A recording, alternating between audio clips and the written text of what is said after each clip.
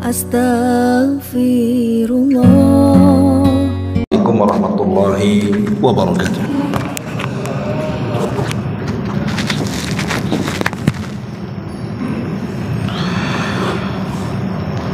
Alhamdulillah. Alhamdulillahilladzi hadana wa kafana wa ja'alana minal muslimin.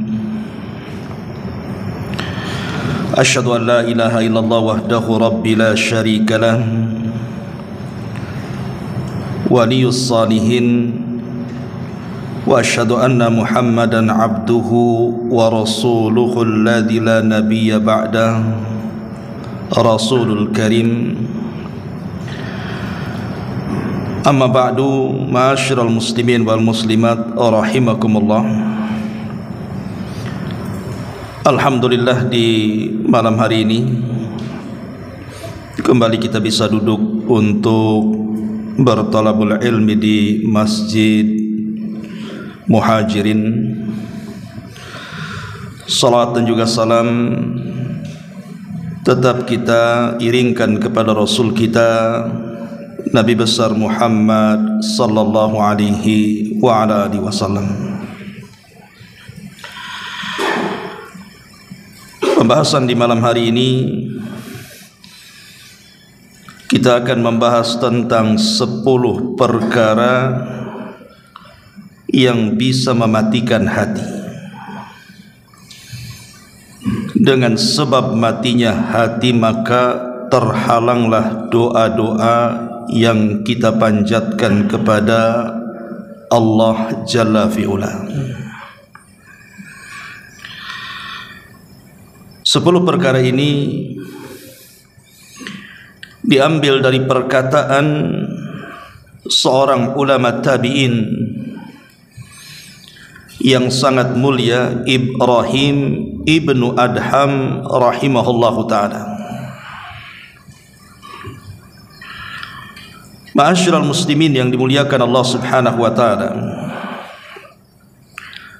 satu hari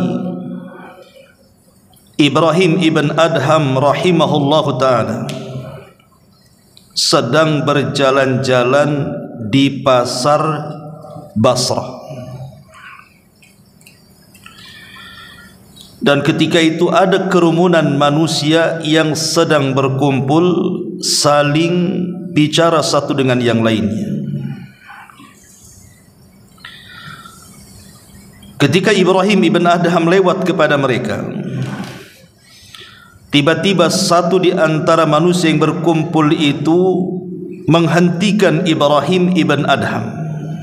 Dan mereka tahu siapa Ibrahim ibn Adham, seorang alim, zahid, abid, dan orang yang sangat masyhur kesolehannya.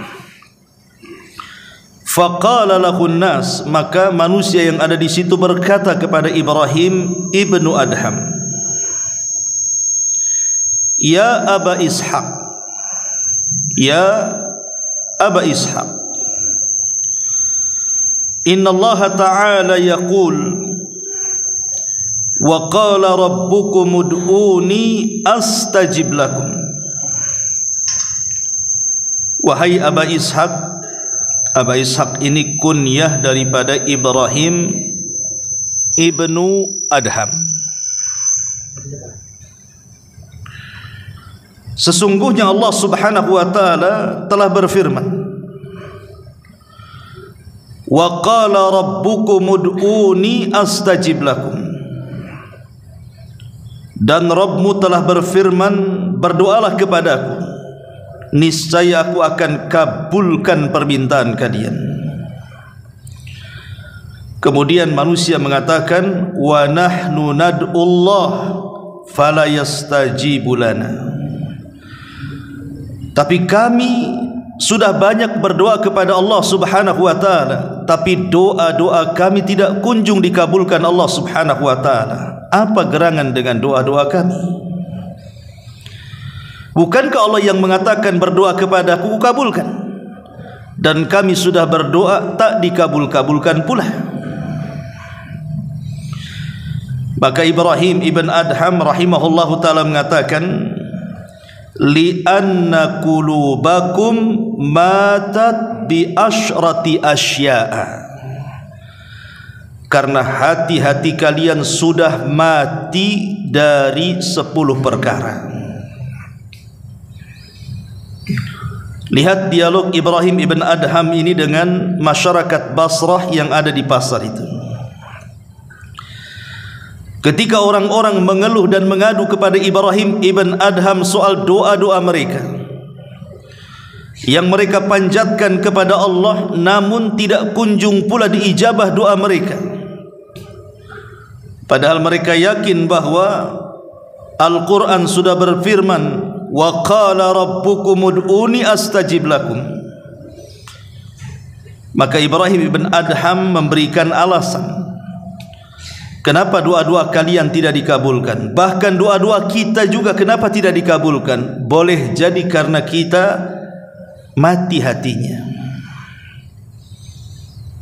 Kenapa mati hati kita? Karena 10 perkara ini, kata Ibrahim ibn Adham. Dan kalau seandainya kita berdoa kepada Allah subhanahu wa ta'ala, tiba-tiba Allah tidak kunjung mengabulkan doa kita, maka ini musibah di atas musibah. Tidak ada kemalangan, tidak ada musibah yang lebih besar dibandingkan doa-doa kita ditolak oleh Allah subhanahu wa ta'ala. Karena ketika Allah subhanahu wa ta'ala menolak doa-doa kita, maknanya Allah sudah tidak mempedulikan kita. Kalau Allah subhanahu wa ta'ala tidak mempedulikan kita, artinya Allah sudah tidak menganggap kita lagi. Dan itulah bahayanya hati yang mati itu. Karena hati yang mati inilah yang menjadikan doa-doa kita tidak dikabulkan Allah subhanahu wa ta'ala. Kenapa mati? Inilah yang akan kita bahas. Mati dari 10 perkara. Yang pertama, kata Ibrahim ibn Adham rahimahullahu ta'ala, araftumullaha walam tuaddu haqqahu. Kalian mengenal Allah, kalian mengetahui Allah, tapi kenapa kalian tidak melaksanakan hak-hak dan kewajiban Allah subhanahu wa ta'ala? Kalau kita ditanya siapa yang menciptakan langit, kita katakan Allah. Kalau kita ditanya siapa yang menciptakan bumi, kita katakan Allah. Kalau kita ditanya siapa yang menciptakan lautan, gunung-gunung, hutan-hutan, binatang, bahkan siapa yang menciptakan kita, maka kita akan mengatakan Allah. Artinya secara rububiyah kita tahu dan kita kenal siapa Allah.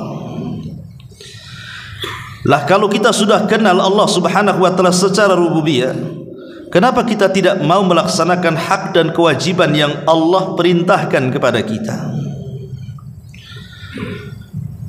Ma'asyiral muslimin yang dimuliakan Allah subhanahu wa ta'ala, dengan cara apa kita melaksanakan hak dan kewajiban kita kepada Allah?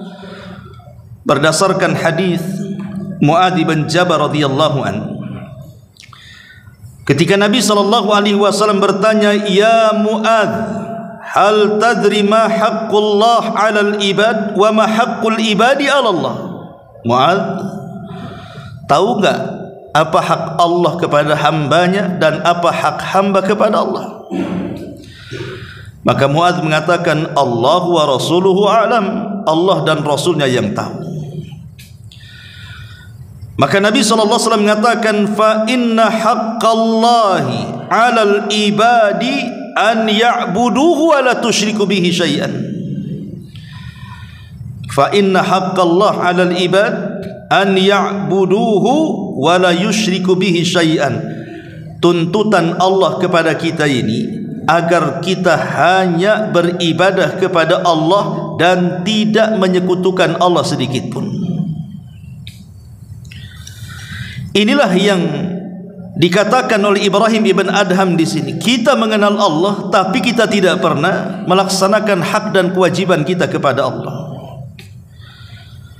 Dalam doa-doa yang kita panjatkan, cerewetnya lah kita meminta, macam-macam kita meminta kepada Allah Subhanahu wa taala. Tetapi hak Allah tidak pernah kita penuhi. Itu sama dengan orang yang tidak bekerja, datang tahu-tahu minta gajinya mana. Anda tidak pernah bekerja kepada saya, tiba-tiba datang, Ustaz, mana gaji saya bulan ini, katanya. Kira-kira saya kasih gaji enggak? Walillahil mathalul a'la. Ma'asyiral muslimin yang dimuliakan Allah Subhanahu wa taala, kalau kita ingin dikabulkan doa-doa kita dan hati kita ingin hidup dekati Allah, maka Allah akan dekat dengan kita. Kalau kita tidak pernah dekat dengan Allah, maka Allah akan menjauh dengan kita. Ketika Allah menjauh dengan kita, secara otomatis Allah tidak akan peduli dengan kita dan tidak akan mengabulkan doa-doa kita. Maka imbangi permintaan itu dengan ibadah. Kita sudah salat, kita sudah puasa, kita sudah mengaji, baca Quran, zikir dan begitu seterusnya. Kalau ketika kita minta kepada Allah Subhanahu wa taala, mustahil Allah membiarkan permintaan kita, karena kita sudah berusaha melaksanakan hak dan kewajiban Allah. Itulah yang menjadikan kenapa doa kita mati, karena kita mengenal Allah tapi tidak pernah melaksanakan hak dan kewajibannya. Ini yang pertama. Yang kedua, wa qara'tumul Qur'an walam ta'malu bihi. Engkau membaca Al-Quran, kata Ibrahim ibn Adham, tapi engkau tidak mau mengamalkan isi Quran. Itulah yang menjadikan mati hati kalian, dan dengan sebab itulah doa-doa kita tidak dikabulkan. Saya buat analogi seperti ini. Kalau saya punya perusahaan besar, anggaplah saya bosnya. Kemudian saya berniat safar ke luar negeri. Kemudian saya mewakilkan perusahaan kepada Anda. Kemudian saya katakan kepada Anda, peganglah perusahaan saya. Nanti tugas-tugas yang harus kamu kerjakan, nanti saya akan kirim surat dari luar negeri, laksanakan dan jangan selisihi. Nanti ku bayar sekian dan sekian. Berangkatlah saya ke luar negeri. Kemudian saya kirim surat. Isi surat itu adalah tugas. Ini yang harus dikerjakan, ini yang harus dilaksanakan, ini yang tidak boleh dikerjakan, ini yang tidak boleh dilaksanakan. Pokoknya isi suratnya perintah dan larangan. Dan surat itu sampai kepada Anda. Masalahnya surat itu diletakkan begitu saja di laci lemari, tidak pernah dilihat, tidak pernah dibaca, tidak pernah dilaksanakan isinya sampai saya datang. Kira-kira marah enggak saya itu? Ya pasti marah kan begitu. Ini perusahaan saya. Kamu melaksanakan tidak sesuai dengan SOP yang saya perintahkan. Bukankah sudah saya perintahkan dalam bentuk surat? Kenapa kau tak baca? Kenapa kau tak ikuti perintah-perintah itu? Kenapa kau letakkan suratku begitu saja? Pasti saya akan marah. Atau boleh jadi dia membacanya tapi tidak melaksanakan isinya. Lalu apa gunanya kalau begitu? Hanya dibaca dan tidak dilaksanakan. Tentu saya juga marah kan begitu. Ini perusahaan saya, kenapa kau baca saja, kau tidak amalkan perintah saya? Kamu kan wakil saya. Atau boleh jadi betul-betul dia hormati surat saya, dia baca surat saya, dia amalkan semua isi surat saya, maka tentu ketika saya datang saya akan bahagia. Kenapa? Karena wakil saya nurut dengan perintah. Walillah mathalul a'la. Tentu Allah lebih tinggi lagi permisalannya. Yang punya langit bumi ini Allah, dan Allah sudah titipkan bumi ini kepada kita. Dan Allah Subhanahu wa ta'ala sudah kirim risalah surat itu kepada kita berbentuk Al-Quran. Kalau kita tidak pernah menyentuhnya, tidak pernah membacanya, tidak pernah melaksanakan isinya, apa larangannya, apa perintahnya, kira-kira Allah marah atau tidak? Pasti marah. Atau boleh jadi mungkin kita terimalah risalah itu, kita pegang Quran, kita baca Quran, tapi tidak pernah kita memahami isi Quran, apa perintahnya, apa larangannya. Yang penting baca saja. Kira-kira Allah murka atau tidak? Bisa saja Allah murka. Atau mungkin yang ketiga, kita pegang Qurannya, karena ini risalah dari Allah, kita muliakan Quran itu, kita baca Quran itu, kita pelajari Quran itu, kita berusaha mengamalkan isi dan menjauhi larangan Quran itu. Kira-kira Allah senang tidak? Pasti Allah senang. Itulah yang dikatakan oleh Ibrahim ibn Adham, wa qara'tumul Quran wa lam ta'malu bihi. Kalian membaca Quran tapi tidak pernah mengamalkannya. Persis seperti ucapan Nabi SAW di dalam surah Al-Furqan ayat 30, Allah mengatakan, wa qala ar-rasul ya rabbi inna qaumi ittakhidhu hadzal qur'ana mahjura. Berkata Rasul, ya Rabb, sesungguhnya kaumku mereka sudah mengambil Al-Quran ini mahjur. Mahjur itu mulai ditinggalkan sedikit demi sedikit. Ada yang mengatakan mahjur di sini artinya orang sudah tidak mau mendengarkan Al-Quran apalagi membacanya. Ada juga yang mengatakan maksudnya dia tidak mau memahami dan mengamalkan isinya. Ada juga yang mengatakan tidak mau mengambil hukum daripada Al-Quran dan memilih hukum-hukum di luar daripada Quran. Ada juga yang mengatakan dia memilih mendengar yang lain dibandingkan mendengar Quran. Atau boleh jadi ada yang mengatakan ulama tafsir tidak mau mengambil Al-Quran sebagai obat baik rohani ataupun jasmani. Dan itu yang terjadi hari ini. Kita membaca Quran itu kadang-kadang setahun sekali nunggu Ramadan. Gimana tidak mati hati kita? Sama dengan ibadah. Ibadah setahun 2 kali saja, Idul Fitri, Idul Adha. Gimana tak mati hati kita coba? Itulah sebabnya doa-doa kita, kata Ibrahim ibn Adham, ditolak oleh Allah. Karena yang menyebabkan mati hati kita, kita jauh dari Allah dan jauh daripada kitab Allah Al-Quran. Ma'asyiral muslimin wal muslimat rahimakumullah. Disebutkan dalam hadis Samurah ibn Jundub radhiyallahu anhu,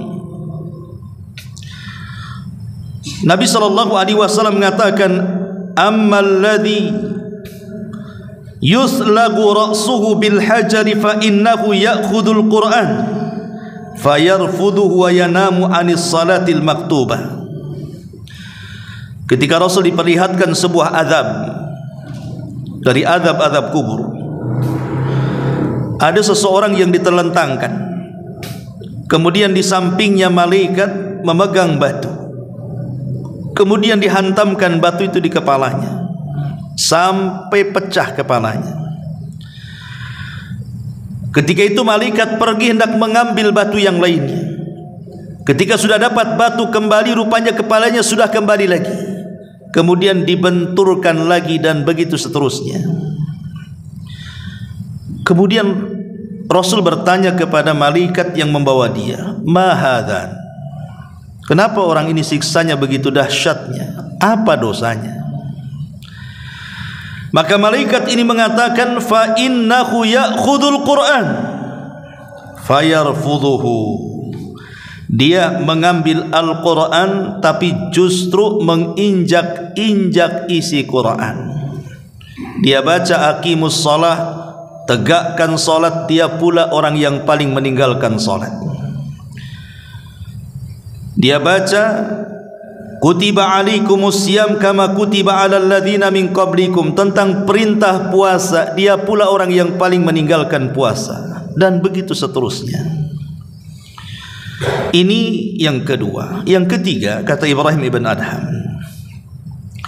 wa za'amtum annakum ummata nabiyyikum wa taraktum sunnatahu. Engkau menyangka engkau ini bagian daripada umat Nabi kalian Muhammad sallallahu alaihi wasallam, tapi kenyataannya kalian meninggalkan sunnahnya. Orang Islam ini kalau ditanya siapa nabinya, pasti lantang dia mengatakan Muhammad nabiku. Karena ucapan raditu billahi rabba wa bil islami dina wa bi Muhammadan nabiyya wa rasula itu sudah diajarkan di anak-anak TK. Jadi kalau dikatakan nabimu Yesus, nabimu Isa, enggak terima. Itu nabinya orang Nasrani katanya. Nabi kita Muhammad. Kita mengaku sebagai umat Muhammad, tetapi banyak orang yang mengaku umat Muhammad sallallahu alaihi wasallam tapi tidak pernah kenal sunnahnya. Yang lebih parah lagi, dia campakkan sunnahnya. Yang lebih parah lagi, dia ingkari pula tu sunnahnya. Sampai ada kelompok yang disebut dengan ingkarus sunnah, tidak mau menerima sunnah. Mereka mengatakan Nabi itu sama dengan kita manusia. Ucapannya bisa salah, bisa benar. Yang benar itu hanya Quran, yang otentik itu hanya Quran, yang tidak ada salahnya pasti benar itu Quran katanya. Buktinya ada hadis yang maudhu, ada hadis yang lemah, ada hadis yang masih diteliti. Ya, karena itu ucapan Muhammad dengan logika-logikanya, dengan falsafat-falsafatnya, ujung-ujungnya dia mengatakan tak perlu mengambil sunnah, cukup Quran saja. Kita katakan betul, Nabi itu manusia sama dengan kita. Siapa yang mengingkari Nabi manusia? Tidak ada. Nabi itu manusia. Dia bukan malaikat, bukan jin, bukan setan. Dia manusia. Secara unsur biologis dia sama dengan kita. Dia ada dagingnya, dia ada tulangnya, dia ada darahnya, dia ada uratnya. Dia bisa sedih, dia bisa menangis, dia bisa bahagia, dia sama dengan kita. Tetapi yang harus dipahami, walaupun Rasul itu manusia, tetapi al-bashar la kal-bashar. Dia manusia tapi bukan seperti manusia yang lainnya. Betul dia manusia, tapi berbeda dibandingkan manusia-manusia yang lainnya. Karena Allah sudah memilih dia. Dan kenapa Allah tidak memilih kita? Karena dia beda dari kita. Makanya Allah pilih dia. Bahkan Allah jadikan model dalam Al-Quran, laqad kana lakum fi rasulillahi uswatun hasanah. Sungguh telah ada pada jati diri Nabi suri teladan yang indah. Allah jadikan dia model bagi seluruh umat manusia dengan keluhuran akhlaknya, sehingga Allah mengatakan wa innaka la'ala khuluqin azim. Engkau di atas akhlak yang paling baik wahai Muhammad. Jadi dia memang bashar, tetapi la kal bashar, berbeda dengan bashar yang lainnya, berbeda dengan manusia yang lainnya. Allah jadikan dia orang pilihan. Dia memiliki keutamaan dan nilai kualitas yang tidak dimiliki manusia yang lainnya. Dan ucapannya adalah wahyu, wa ma yantiqu anil hawa in huwa illa wahyun yuha. Muhammad itu tidak pernah mengucap dengan hawa nafsunya. Yang diucapkan itu wahyu yang diwahyukan kepadanya. Dan Rasul mengatakan inni utitul kitaba wa mislahu ma'a. Aku diberikan Al-Quran dan yang semisalnya, maksudnya sunnah. Jadi Quran dan sunnah itu bagian dari kalam Allah. Cuman yang membedakan, kalau Quran itu lafaz dan maknanya dari Allah, kalau sunnah itu makna dari Allah dan lafaznya dari Nabi sallallahu alaihi wasallam. Itu saja yang membedakan, dua-duanya datang dari Allah. Ma'asyiral muslimin yang dimuliakan Allah azza wa jalla. Jadi kalau mengaku umat Rasul, bukan hanya pegang Quran, pegang juga sunnahnya. Pegang juga sunnahnya, jangan diingkari sunnah itu. Ketika seseorang mengingkari sunnah, maka selamanya dia tidak mungkin melaksanakan Quran. Karena Quran itu banyak perintah-perintah yang sifatnya global, kemudian dirinci dengan sunnah. Allah mengatakan aqimus shalah, laksanakan salat. Cemana takbiratul ihramnya? Apa bacaan berdirinya? Macam mana pula rukunya? Itu Quran tidak menjelaskan. Sunnah datang menjelaskan, mulai takbir sampai salam. Al-Quran yang menjelaskan wa atuz zakah, laksanakan zakat. Tapi yang menentukan haulnya, nisabnya, kambing sekian, emas sekian, pertanian sekian, ada di Quran? Tidak ada. Maka orang yang mengingkari sunnah selamanya tidak mampu akan melaksanakan Quran itu. Maka kalau kita mengaku umat Rasul, ikuti sunnahnya, baik sunnah ucapan, perbuatan ataupun penetapan Nabi SAW. Karena kalau kita meninggalkan sunnah dalam kehidupan kita, dipastikan mati hatinya dan dipastikan terhalang doa-doanya. Yang ketiga, yang keempat, kata Ibrahim ibn Adham rahimahullahu ta'ala, wa qultum inna syaitana lakum aduun wa wafaqtumuhu, katanya, kalian selalu sesumbar setan itu musuh kalian, tapi banyak amalan-amalan setan yang kalian cocoki. Kita teriak-teriak setan itu aduwwum mubin, musuh kita yang nyata, musuh kita bersama. Tapi kenyataannya apa yang terjadi? Banyak amalan-amalan setan itu justru kita lakukan. Seperti apa? Sombong, itu amalan setan. Setan yang mengatakan ana khairum minhu khalaqtani min nari wa khalaqtahu min tin. Ketika Allah mengatakan dan saya wala amurannahum fala yughayyiranna khalqallah, setan mengatakan aku akan perintahkan mereka sampai mereka merubah-rubah ciptaan Allah. Lihat orang-orang yang KTP mereka Islam, tapi badan mereka penuh dengan tato. Wanita-wanita Islam masih banyak yang mencukur-cukur bulu halis. Wanita-wanita Islam banyak kemudian yang menyambung-nyambung rambut kepala, mengikir gigi dan begitu seterusnya. Itu semua perbuatan setan. Ngaku setan musuhnya, tapi perbuatan setan dicocoki dia pula.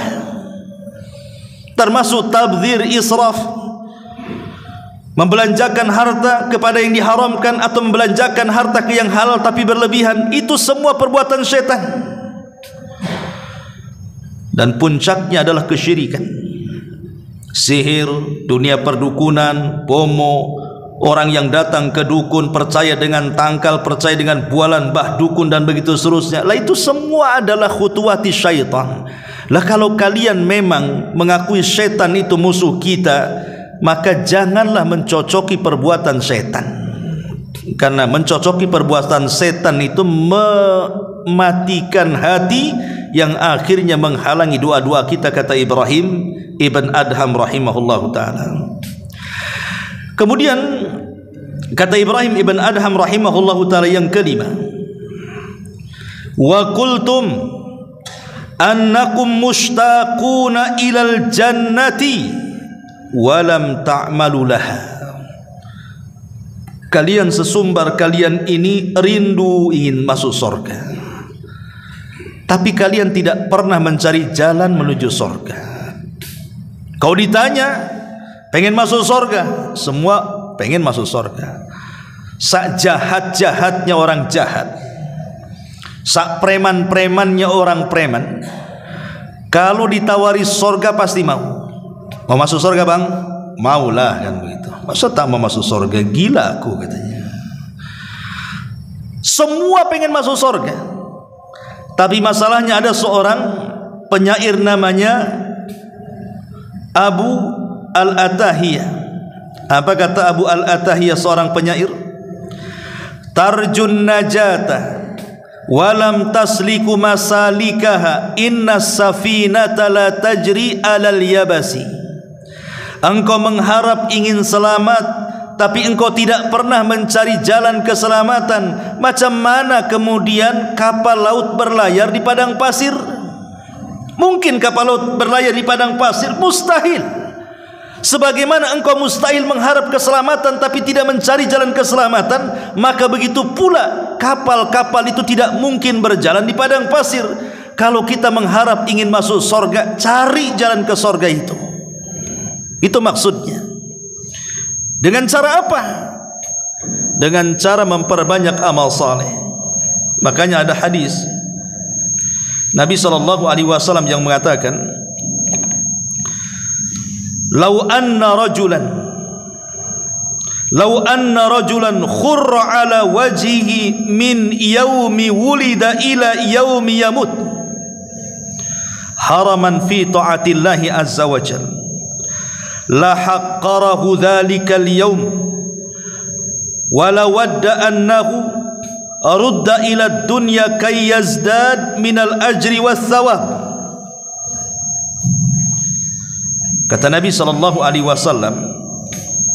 kalau seandainya seseorang itu sejak dilahirkan sudah dalam kondisi sujud, lahir saja sudah sujud dia, dan tidak berhenti sujudnya sampai kematiannya, artinya tidak punya dosa kan? Lahir saja sujud sampai mati. Kapan maksiatnya? Kalau ada orang yang seperti itu, lahir saja dia sudah sujud sampai mati dalam rangka mencari ketaatan kepada Allah Subhanahu wa taala, kata Nabi, la haqqarahu dzalikal yaum. Nanti kalau sudah mati, maka orang ini masih menganggap kehidupan dunia ini masih menghinakannya. Lawadda annahu rudda ila dunya, bahkan dia masih menginginkan untuk dibalikan ke dunia, kayazdada minal ajri wath thawab, supaya bertambah pahala dan balasan Allah Subhanahu wa taala di akhirat. Padahal dia terlahir sudah sujud. Hadis ini dikeluarkan Al-Imam Ahmad dan disahihkan oleh Syekh Nasiruddin Al-Albani rahimahullahu taala. Coba bayangkan, orang ini terlahir sujud sampai mati sujud, tidak pernah maksiat kepada Allah Azza wa Jalla. Kemudian apabila sudah mati, maka dia masih menyesali kehidupan dunianya, dan dia berharap kepada Allah agar dikembalikan kepada dunia supaya dia bisa menambah lagi pahala dan juga amal salehnya. Itulah yang dikatakan para malaikat di hadapan Allah pada hari kiamat. Apa kata malaikat? Ya Rabb, ma'abadnaka haqqa ibadatik. Ya Rabb, maafkan kami, kata para malaikat, kami belum betul-betul beribadah kepadamu dengan sebenar-benar ibadah. Padahal malaikat itu tidak pernah maksiat. Kenapa ngomong begitu? Coba bayangkan ya. Makanya pentingnya kita beramal saleh, karena hanya dengan itulah kita akan dimasukkan ke dalam sorga. Walaupun kita katakan, kalau seandainya kita beli sorga dengan amal soleh, kita tidak mungkin kebeli, karena kita masuk sorga itu bukan membeli, tetapi karena rahmat Allah Subhanahu wa taala. Tapi masalahnya rahmat tidak mungkin diraih kecuali dengan amal soleh kita. Kalau kita kemudian hanya berangan-angan ingin masuk sorga tapi tidak beramal soleh, maka angan-angan belaka saja. Kemudian kata Ibrahim ibn Adham yang ke-6, wa qultum innakum takhafuna an-nar wa lam tahrabu minha. Kau katakan kau takut dengan neraka, tapi kau tidak pernah lari dari neraka. Kalau kita melihat api, pasti di dunia ini kalau ada kebakaran itu, pasti kita akan menjauh dari api kan, karena panas ya. Ini api dunia. Kenapa api akhirat tidak terpikir lebih panas dibandingkan api dunia yang hanya satu bagian daripada 70 bagian api neraka? Kalau kita merasa takut dengan neraka, jauhi api itu. Dengan cara apa? Tinggalkan dosa-dosa dan maksiat-maksiat yang bisa mengantarkan kita ke dalam neraka. Karena sama juga sebejat-bejatnya orang, kau ditanya mau masuk neraka bang, nggak mungkin dia mau saya masuk neraka, gila dia. Tapi kalau memang dia memang takut dengan neraka, kenapa tidak lari dari neraka? Dan itu yang banyak hari ini, yang banyak orang-orang yang hanya lisannya saja takut neraka, tapi perbuatannya masih mengamalkan penghuni neraka. Masih gibah ya, namimahnya, ya dustanya, gibahnya, macam-macam dosanya. Curang dalam dagangan, curang dalam bermuamalah, belum dari segi ibadah dan akidahnya, dan begitu seterusnya. Ya. Dan itu bisa mematikan hati. Dan kalau sudah mati hatinya, jauhlah doa-doa kita dari ijabah Allah Azza wa Jalla. Kemudian kata Ibrahim ibn Adham rahimahullahu ta'ala yang ke-7, wa qultum innal mauta haqqun walam tasta'iddu lahu. Kalian katakan mati itu sebuah kebenaran, tapi kalian tidak mau mempersiapkan akan kematian itu. Jadi kata Ibrahim ibn Adham rahimahullahu ta'ala, kalian yakin kematian itu ada, tapi kalian kenapa tidak mempersiapkan untuk kematian itu? Begini ikhwatu fiddin, muliakan Allah subhanahu wa ta'ala. Hidup di dunia ini,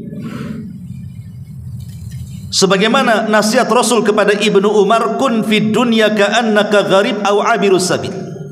Jadilah di dunia wahai Ibnu Umar seperti orang asing ataupun seperti pelintas jalan ketika safar. Kalaupun istirahat sebentar, pasti akan melanjutkan perjalanannya. Itulah dunia. Dunia ini sementara. Dia bukan tempat tujuan dan persinggahan utama. Persinggahan utama nanti di akhirat. Dunia ini hanya lintasan saja.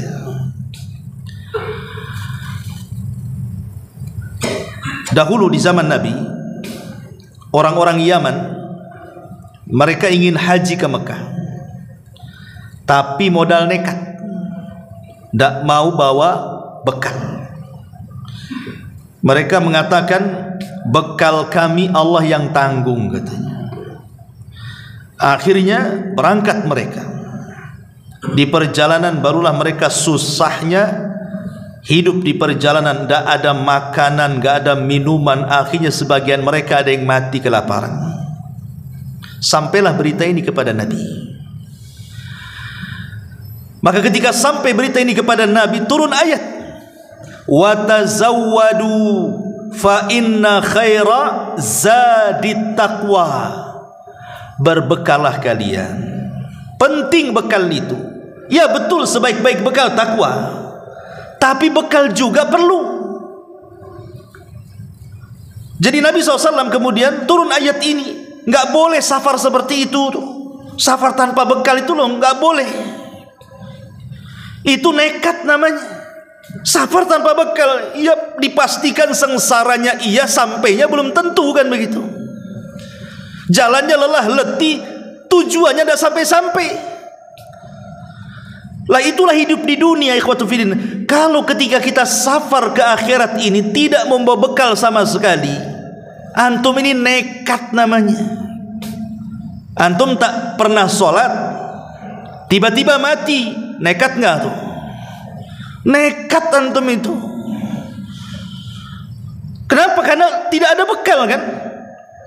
Orang nggak sholat pengen mati, apa nggak nekat? Dia nekat, pasti itu jelas nerakanya. Ke surganya tidak pernah sampai, nerakanya udah sangkut betulan di situ tuh. Jadi kalau orang tidak membekali dirinya dengan amal soleh di dunia ini, maka selama safar ke surga itu, maka tidak akan sampai-sampai, nyangkut-nyangkut di tengah jalan itu. Itulah nasihat Rasul kepada Ibnu Umar. Jadikan dunia ini seperti orang safar. Namanya orang safar itu harus bawa bekal.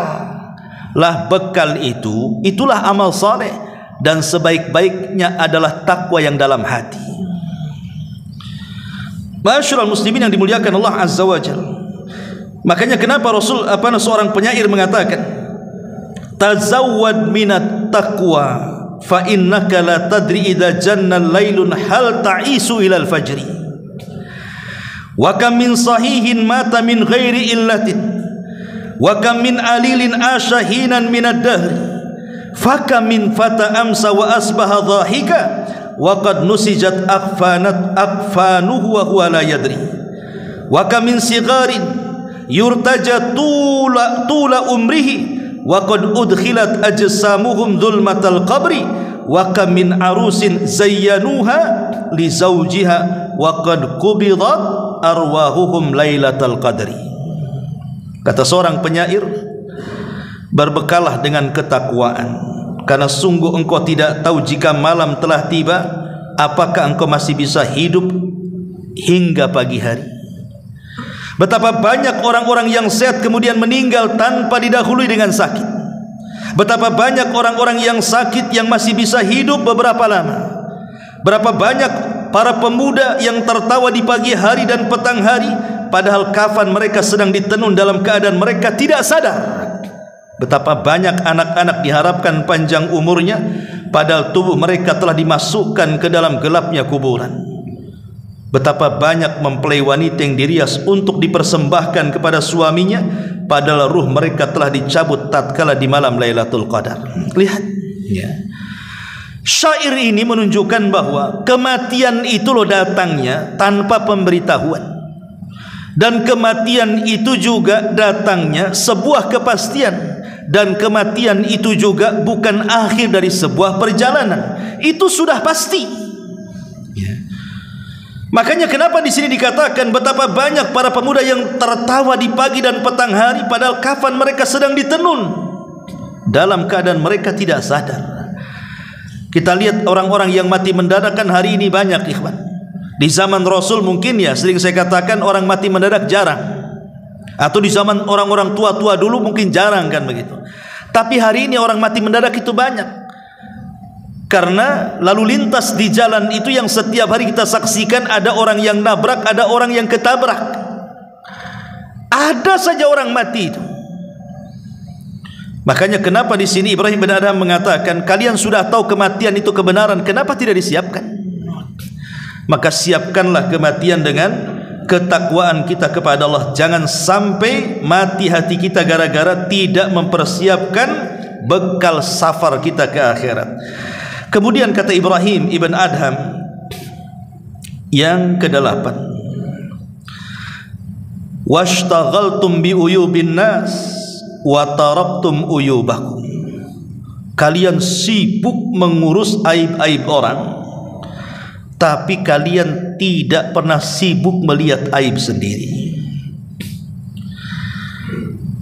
Abu Hurairah radhiyallahu anhu,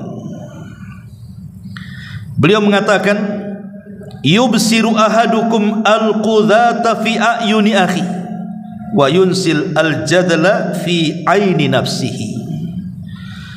Salah seorang dari kalian dapat melihat kotoran kecil di mata saudaranya, tetapi dia lupa akan kayu besar yang ada di hadapannya. Terkadang aib sekecil apapun pada orang lain bisa kita tahu, tapi aib diri sendiri terkadang tidak sadar kalau aib dia jauh lebih memalukan dibandingkan aib orang. Dari sini Nabi SAW mengatakan, man istama'a ila hadithi qaumin wa hum lahu karihun aw yafirruna minhu subba fi udhunihi al-anuk yaumal qiyamah. Barang siapa yang suka nguping-nguping omongan orang sedangkan mereka tidak suka didengar, maka telinganya kelak pada hari kiamat akan dicucuri dengan cairan tembaga yang sangat panas. Orang suka nguping-nguping, ya. Jadi insya Allah lah kalau laki-laki sih malas lah pengen tahu tuh. Kalau laki-laki pengen tahu itu berarti dia perempuan tuh yang gitu tuh.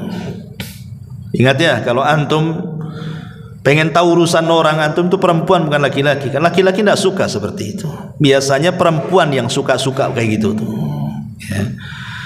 Yang suka ngorek-ngorek aib, nanya-nanya aib orang itu kan perempuan. Lah Islam ini melarang, tidak boleh. Kenapa demikian? Karena ada yang disebut dengan hukum karma, yang disebut dengan kama tadinu tudan. Kalau kita mengorek-ngorek aib orang, nanti Allah kirim orang lain mengorek aib kita. Itulah kama tadinu tudan namanya. Kalau kita mengorek aib orang, maka Allah akan kirim orang yang mengorek aib kita. Makanya kenapa Nabi SAW mengatakan, ya ma'syara man amana bilisani walam yu'minu biqalbihi. Wahai orang-orang yang beriman hanya sekedar di lisan dan tidak sampai kepada hatinya, kata Rasul.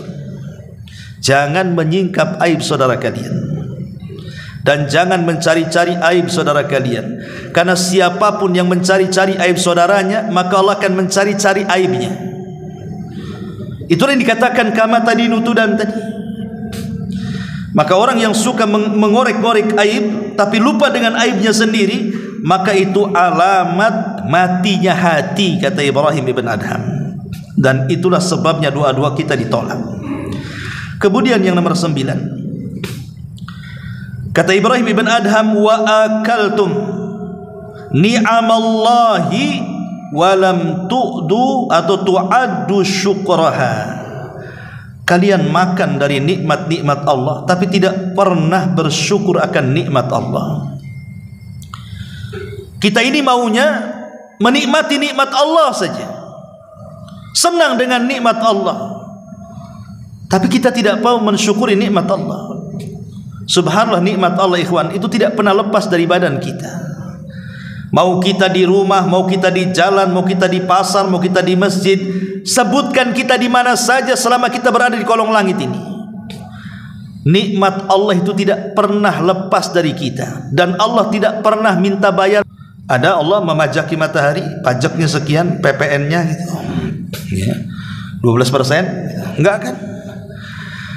Masyarul muslimin yang dimuliakan Allah Azza wa Jalla, enggak ada. Allah kasih pajak tuh enggak ada. Kenapa? Bayangkan Allah berikan gratis loh kepada kita. Oksigen yang kita hirup itu gratis itu. Mata kita bisa melihat, telinga kita bisa mendengar, lisan kita bicara, kemudian akal kita berfungsi. Bentuk manusia pula indah seindah-indahnya. Allah bentuk sedemikian rupa, berbeda dengan makhluk-makhluk yang lainnya. Ini semua nikmat. Wa fi anfusikum afala tubsirun. Pada diri kalian itu tidakkah kau lihat itu nikmat Allah? Fabi ayyi ala'i rabbikuma tukadziban. Nikmat mana lagi yang kau akan dustakan? Tapi begitu banyaknya nikmat yang Allah anugerahkan kepada kita, banyak di antara kita yang tidak bersyukur akan nikmat itu. Lah, tidak bersyukur akan nikmat itu bisa mematikan hati. Dan ketika mati hati, terhalanglah doa-doa kita. Dan yang terakhir, kata Ibrahim bin Adham, wadafantum mautakum walam ta'tabiru bihim fakaifa yustajabu lakum. Kalian terkadang menguburkan orang-orang mati di antara kalian, tapi kalian tidak pernah mengambil ibrah dari kematian mereka. Boleh jadi di antara kita ada yang betul-betul menguburkan, kan? Masuk ke liang lahat, kita lihat saudara kita dibaringkan di liang lahat, kemudian diberikan bantalan dari tanah, kemudian kita juga yang memasangkan triplek-tripleknya, kayu-kayunya, kemudian juga kita yang kemudian melemparkan sedikit demi sedikit tanah, akhirnya kemudian terkuburlah si mayat itu. Pernah enggak kita kemudian setelah menguburkan duduk sejenak, kemudian kita katakan, ya hari ini engkau yang mati, boleh jadi besok aku pula yang seperti ini. Hari ini aku yang menguburkan, besok aku yang dikuburkan. Kalau orang berpikir seperti itu namanya mengambil ibrah namanya. Subhanallah. Saya terkadang heran. Saya pernah menguburkan, saya tidak sebut daerahnya, pokoknya menguburkan. Yang gali kuburannya di situ orang situ. Lah Allah takdirkan memang sudah mendekati waktu maghrib. Ketika itu mendekati waktu maghrib. Jadi saya bilang sama bapak yang ada di situ tuh, yang tukang kubur-kuburkan itu, Pak, ini udah mau maghrib, kayaknya nanti habis maghrib aja lah. Oh nggak apa-apa, biasa saya kuburkan sampai isya katanya. Jadi bapak tak sholat. Diam dia. Subhanallah, coba. Dia tidak terpikir dia akan mati loh. Hari-hari dia bawa jenazah itu dia masukkan. Ketika diingatkan soal sholat, oh udah biasa katanya. Kadang-kadang sampai isya saya. Jadi saya bilang, bapak tak sholat kalau begitu? Diam dia, tidak bisa jawab. Lah ini kan aneh itu. Orang ini nggak ngambil ibrah. Memang kita hari ini melihat orang dikuburkan, besok kita yang dilihat orang bahwa kita sedang dikuburkan. Lah disitulah kenapa hati kita mati, karena kita tidak pernah mengambil ibrah dari kematian itu. Padahal kematian itu hak adanya. Wa ja'at sakratul mauti bil haq dzalika ma kunta minhu tahid. Sakarat maut itu pasti datang dengan kebenaran. Itulah yang kita membuat lari darinya. Tapi Allah mengatakan kullu nafsin dha'iqatul maut, setiap jiwa pasti mati. Maka ambillah ibrah ya ulil absar. Inilah 10 perkara kata Ibrahim ibn Adham yang bisa mematikan hati. Makanya di ujung perkataan beliau mengatakan apa? Fa kaifa yustajabu lakum. Kalau ada 10 perkara pada kalian ini, macam mana doa-doa kalian akan dikabulkan? Lalu apa solusinya? Setelah kita tahu bahwa hati kita ini mati karena 10 perkara, sehingga dengan kematian hati kita itu, dan itu musibah terbesar dalam hidup kita, bagaimana caranya supaya doa-doa kita dikabulkan? Maka pertama tentunya jangan sampai hati kita mati. Hidupkan hati kita. Hidupkan hati kita dengan cara apa? Tauhidkan Allah. Menghidupkan hati dengan cara mentauhidkan Allah, melaksanakan sunnah-sunnah Rasulullah, percaya dengan takdir Allah, jangan pernah memandang ke atas, pandanglah ke bawah. Qanaah, redha, tawakal, mengharap hanya kepada Allah, dan begitu seterusnya. Itulah cara menghidupkan hati. Kemudian yang kedua, kalau doa-doa kita ingin dikabulkan, maka jauhilah mawani', hal-hal yang bisa doa-doa kita ini ditolak oleh Allah, seperti makan makanan yang diharamkan, atau doa yang isinya perbuatan dosa dan kebencian, atau mungkin doa-doa yang di dalamnya penuh dengan kezaliman dan pemutus silaturahim, dan begitu seterusnya. Kemudian kalau berdoa, ya ambillah waktu-waktu yang mustajab, entah di malam Lailatul Qadar setahun sekali di bulan Ramadan, atau boleh jadi mungkin mengambil di hari Jumat dalam sepekannya, atau mungkin di sepertiga malam setiap harinya, atau di waktu di antara adzan dan qomat, atau ketika di hari Jumat setelah asar sampai maghrib, atau ketika turun hujan, dan begitu seterusnya. Kan banyak waktu-waktu dan tempat-tempat doa itu. Kemudian juga kenali adab-adabnya, seperti mengangkat kedua tangan. Kemudian harus punya keyakinan.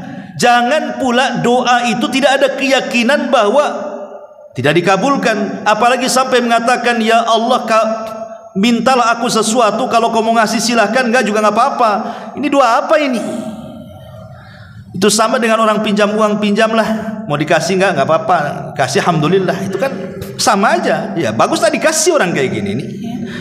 Jadi kalau orang tidak yakin dengan doanya, sementara Rasul mengatakan wa antum muqinuna bil ijabah, sementara engkau harus yakin dengan Allah pasti mengijabah doa kita, maknanya doa itu harus penuh kesungguhan, tidak boleh ada kelalaian di dalamnya, apalagi anda main-main di situ. Dan juga jangan i'tidah, kata ulama. I'tidah itu maksudnya melampaui batas. Tahu dirilah kalau kita ini gajinya umpamanya 1 bulan ya 2 juta atau 3 juta. Berdoa, ya Allah tambahlah gaji saya, entah 1 juta lagi jadilah umpamanya. Itu bagus ya. Ini doa tukang bangunan yang jelas per bulannya 3-4 juta. Ya Allah kasih gaji 1 miliar. Tidak namanya. Siapa yang mau gaji 1 miliar tukang bangunan? Jadi jangan berlebihan, doa juga jangan berlebihan, atau dirinci. Doa itu tidak perlu dirinci. Ya Allah, kebutuhan saya banyak nih, beras sekian tolong, harga bawang sekian, harga cabai sekian. Mau ngaudit itu apa ini ceritanya? Jadi doa itu tidak perlu dirinci, minta saja langsung. Nggak perlu dirinci, karena merinci dalam doa itu bagian daripada i'tidah. Ya, berlebihan dalam doa tidak boleh. Ya. Jadi intinya bahwa kalau kita ingin dikabulkan doanya, ya adab-adab doa penuhi, jauhi larangan-larangannya, kemudian harus penuh dengan keyakinan kepada Allah bahwa Allah pasti mengijabah doa kita, dan tinggalkan 10 perkara yang bisa mematikan hati yang dengannya terhalanglah doa-doa kita. Wallahu a'lam bishawab. Inilah yang bisa sampaikan, mudah-mudahan ada manfaatnya. Subhanakallahumma bihamdika asyhadu an la ilaha illa anta astaghfiruka wa atubu ilaik. Allahu taala alam. Assalamualaikum warahmatullahi wabarakatuh.